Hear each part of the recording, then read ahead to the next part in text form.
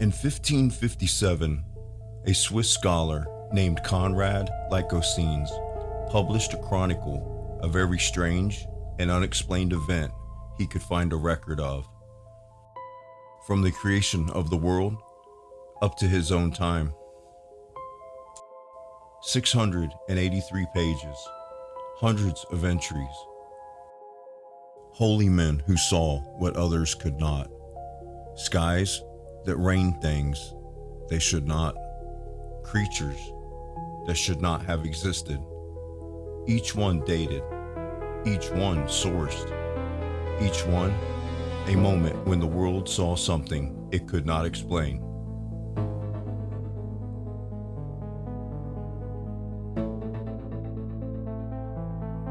This is one of those moments. Hey, welcome back.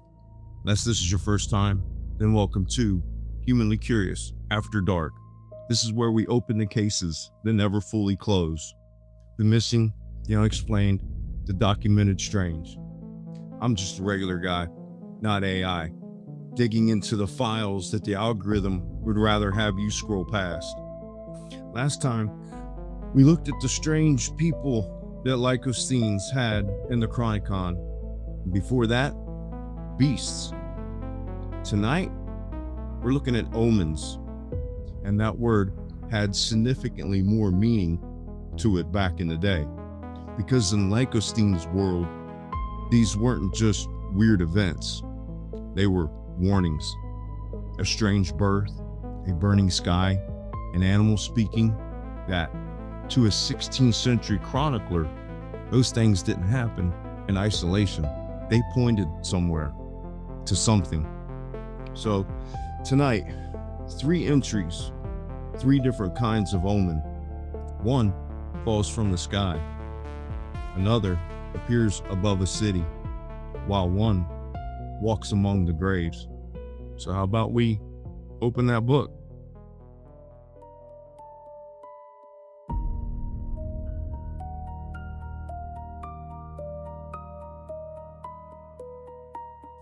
The entry begins at the bottom of printed page 604 and then continues over the page break. Lycosthenes writes, in Upper Alsace, not far from Colmar, an imperial city, a great quantity of frogs and toads fell from heaven to the earth. But that is not the end of the entry. The sentence continues.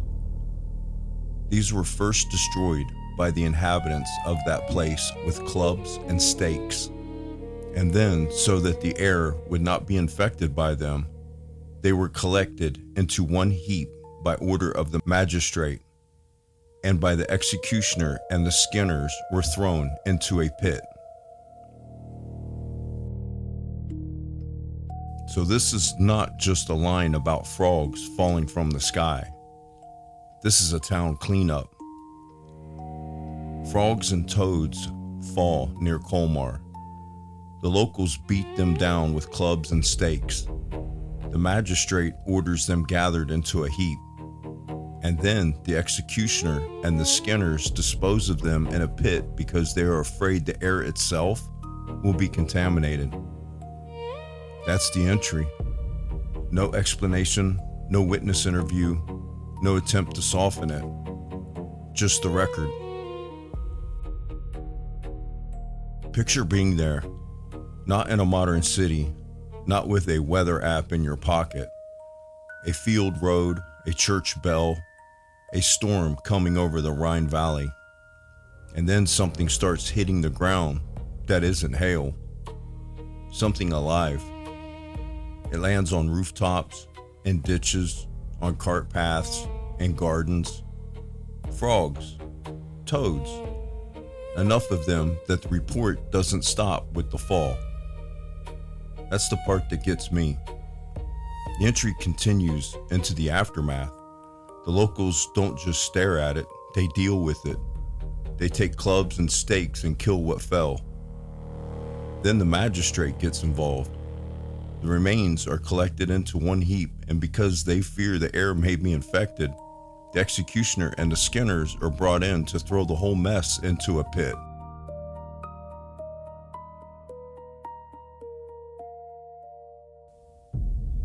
Something to note here is that small animals can be picked up by water spouts or violent storm systems and dropped somewhere else. Fish, frogs, worms. Strange, rare, but not automatically supernatural. A modern reader has a category for that. But Lycosthenes didn't write this as a weather note. He wrote it as an omen. In the world Lycosthenes is compiling, a prodigy isn't just a strange event. It is a strange event that means something. The Latin title of the book is Prodigium ac Ostatiorium Chronicon, a chronicle of prodigies and portents, things shown, things displayed, things that, to the people recording them, pointed beyond themselves. Doesn't mean every entry is true. Doesn't mean every witness understood what they saw. It doesn't mean every copyist got the details right. It means the category was different. If frogs fall after a storm today, we call a meteorologist.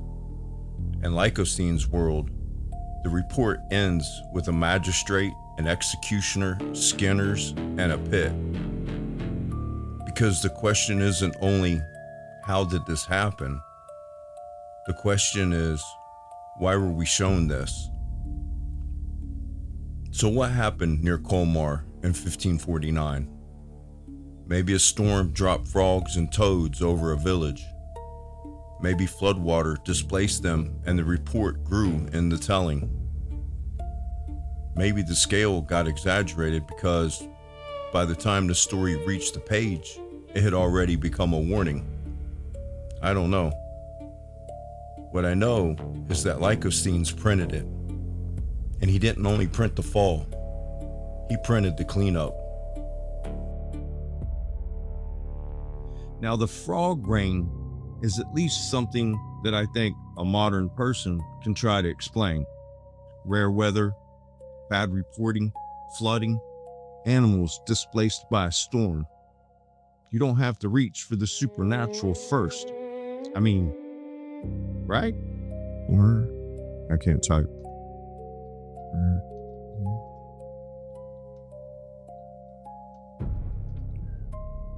Rainy frogs.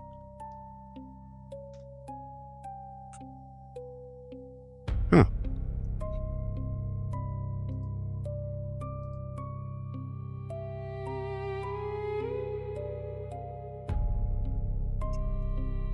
Well, there you go. There's that. Japan in 2009, Hungary 2010, multiple reports throughout the month in June 2009 in Japan, and frogs reported to have fallen during this period in Hungary in 2010. So yeah, I guess there's that. I will say that I hope to never have to experience frogs raining down on me. I mean, I'll tell you right now, I'd probably just fall over right there on the spot and croak. This next one, though, has nothing to do with anything falling from the sky. This is something seen in the sky, and not for 1 second, not for a night, but 40 of them.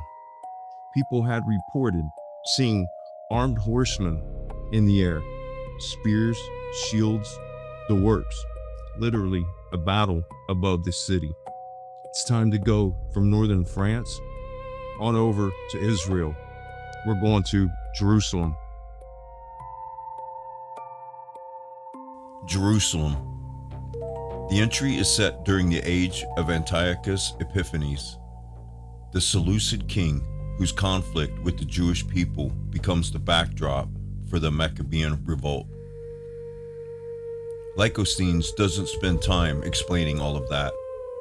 His readers knew the biblical frame. He gives the sign. Antiochus is preparing a second expedition into Egypt. Jerusalem is tense, and the sky fills with soldiers. As Antiochus was preparing his second expedition into Egypt, throughout all Jerusalem, for 40 continuous days, horsemen were seen running through the air. They had golden garments, spears. They looked like armed companies. Close engagements, shields moving, a multitude of helmeted men with drawn swords, missiles being thrown, golden armor shining in the air. And then the source note, Maccabees, chapter 5. So this isn't Lycosthenes inventing a new story in 1557. He's folding a biblical era report into his catalog of prodigies. For 40 days, the report says, this vision hung over Jerusalem. Not a cloud shaped like a sword, not one strange light.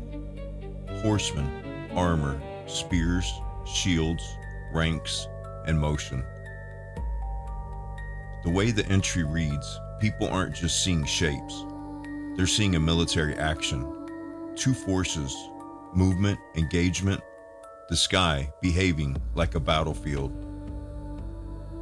And that part's interesting, because the city below is also about to become a battlefield. According to 2nd Maccabees, after rumors spread that Antiochus had died, Jason, the former high priest, attacks Jerusalem. Antiochus takes that unrest as rebellion. He enters the city. The text says thousands are killed. The temple is plundered. Sacred vessels are taken. The city is humiliated. That's the historical and religious frame around the omen. The sky war comes first. The violence on the ground follows. And for Lycosthenes, that order means something. He's not treating the vision as a curiosity. He is treating it as a warning that matched the event that came after it. So what did people see? Maybe nothing. Maybe the account is theological history written to frame the disaster before it arrives. Maybe it was natural sky phenomena interpreted through the fear of a city under pressure. Maybe it was a mass report shaped by memory after the temple was plundered. Or maybe the point of the story was never to give us a clean, modern category. Perhaps the point was that, to the people who preserved it, the city saw war above it before war entered it. That's what Lycosthenes needed for the Chronicon. A sign, a catastrophe, a record. So far, we've had two different kinds of sky omen. One, strange enough that maybe a storm explains it. One, so heavy with historical and religious meaning that the explanation depends a lot on your own beliefs and interpretations. This third one, it isn't in the sky, but it's none the any less creepier. Let's go to the tombs. FIESOLE, an old hill town above what is now Florence. Long before Renaissance postcards and tourist terraces, this was Etruscan ground, then Roman ground, then medieval ground, a place where the dead were never very far from the living. Lycosthenes places this entry in the Roman world before Christ, and the page it's on is crowded with signs. The entry begins with a cluster of omens. Among the Vestini, in a village, it rained stones.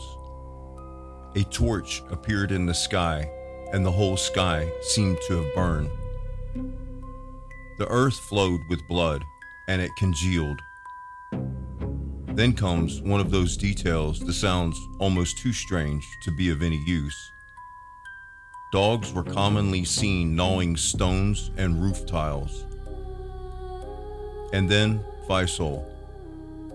At FIESOLE, a great multitude was seen among the tombs, in mourning clothes, with pale faces, walking together in groups in broad daylight.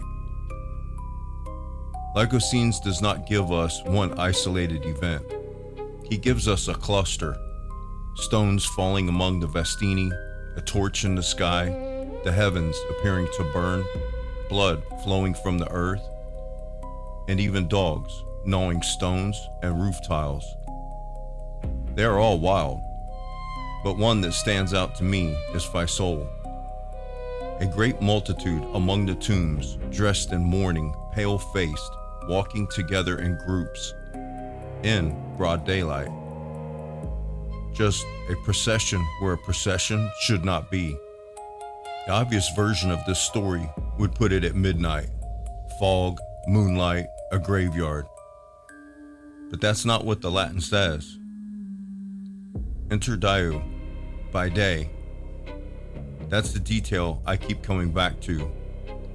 Whatever this was, Lycosthenes' source did not frame it as something glimpsed in darkness by frightened people who couldn't see clearly. The report says daylight. A great multitude among the tombs, dressed for mourning, pale-faced, and walking in groups. Not running, not attacking, not speaking, just walking. That's worse somehow. Roman prodigy lists are full of public signs: blood, fire, stones from the sky, animals behaving wrong, statues sweating, temples struck by lightning. This one is different because it's shaped like a social event. People know what a funeral procession looks like. They know what mourners look like. They know where mourners belong. So when a report says a crowd in mourning clothes was seen among tombs, pale-faced, in daylight, the fear isn't that nobody recognized the scene. The fear is that they recognized it all too well. So what was it? A funeral group misremembered as an omen? A staged ritual? A report attached to political violence after the fact? Or a copyist preserving a Roman prodigy list without the original context? All possible.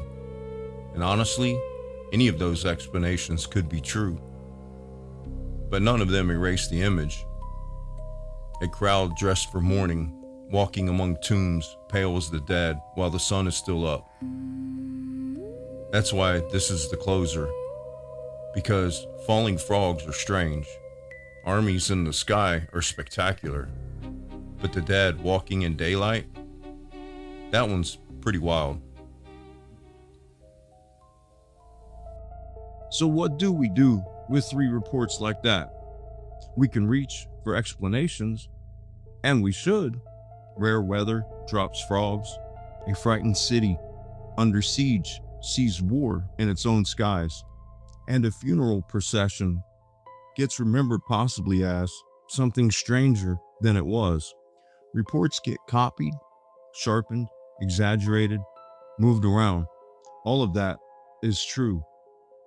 And all of that is probably part of the story. But that's not really what Lycosthenes was doing. He isn't giving us lab reports. He's preserving the moment where somebody looked at the world and said, that shouldn't have happened. And they wrote it down. And then someone copied it. And in 1557, Conrad Lycosthenes printed it in a book of prodigies, alongside hundreds of other moments when the world seemed to step outside its own rules. I don't know what they saw. I know what the book says. The sky dropped animals. The sky showed war, and the graves got filled up with mourners. And what that means, I'll leave that to you. I'm Jason. This is Tales from the Chronicon. The case is never closed. They just wait for someone to open the book. Thank you for watching, and I'll see you on the next one.